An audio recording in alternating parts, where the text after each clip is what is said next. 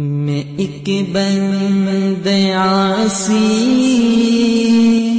ہوں، خطا کار ہوں مولا۔ عن ابی ہریرہ رضی اللہ تعالی عنہ قال قال رسول اللہ صلی اللہ علیہ وسلم استوصوا بالنساء خیرا فإنهن خلقن من ضلع وإن أعوج شيء في الضلع أعلاه فإن ذهبت تقيمه كسرته وإن تركته لم يزل أعوجا فاستوصوا بالنساء متفق علیہ۔ حضرت ابو ہریرہ رضی اللہ تعالیٰ عنہ کہتے ہیں کہ رسول کریم صلی اللہ علیہ وسلم نے فرمایا، عورتوں کے حق میں بھلائی کی وصیت قبول کرو، اس لیے کہ وہ پسلی سے پیدا کی گئی ہے جو ٹیڑھی ہے، اور سب سے زیادہ ٹیڑھا پن اس پسلی میں ہے جو اوپر کی ہے۔ لہٰذا اگر تم پسلی کو سیدھا کرنے کی کوشش کرو گے تو اس کو توڑ دو گے، اور اگر پسلی کو اپنے حال پر چھوڑ دو گے تو وہ ہمیشہ ٹیڑھی رہے گی۔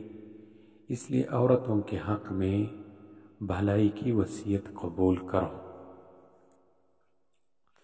حضرت حوا علیہ السلام حضرت آدم علیہ السلام کی چھوٹی پسلی سے پیدا ہوئی تھی جو سب سے زیادہ ٹیڑھی ہوتی ہے، لہٰذا عورت کی طبیعت اور اس کی مزاج میں ٹیڑھا پن ہے، یہ اس کی تخلیقی مزاج کا حصہ ہے۔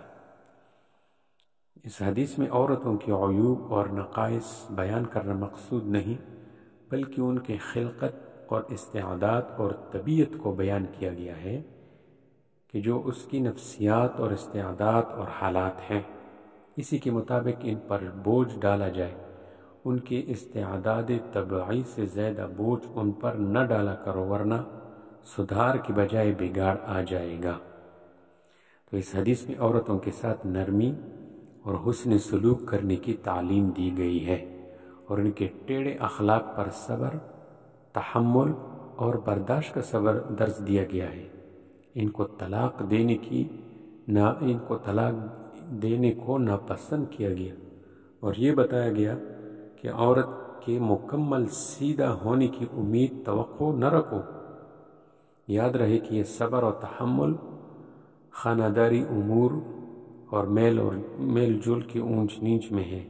اگر عورت کلی معصیت اور گناہ پر اتر آتی ہے تو مردوں پر لازم ہے کہ اس کو کھلا نہ چھوڑے، بلکہ پابند کرے اور گناہ کی آزادی کی اجازت نہ دے۔